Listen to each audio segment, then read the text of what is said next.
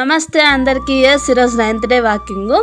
భలే funny day అని చెప్పొచ్చు ఈరోజు. ఎందుకంటే మనం ఎంత స్ట్రెస్లో ఉన్నా, ఎంత బాధలో ఉన్నా, మనం మన చిన్నప్పుడు చేసిన చేష్టలను చూస్తే అన్నీ గుర్తు చేసుకుంటే ఒక రిలీఫ్గా అనిపిస్తుంది అనమాట. అందుకే నేను మా అక్క ఈరోజు ఈ చింత చెట్టు దగ్గరికి పోయినామా. మా చిన్నప్పుడు మేము పశువులు వేసుకొని ఆడ పశువులు వదిలేసి ఆ చింతకొమ్మ మీద భలే ఆటలాడుకుంటాను. ఇట్లని మా పిల్లలు చెప్తే మిస్ మమ్మల్ని ఆడిపోయాను అంటే సర్లేనని వాళ్ళని కూడా ఎక్కిపించినాము.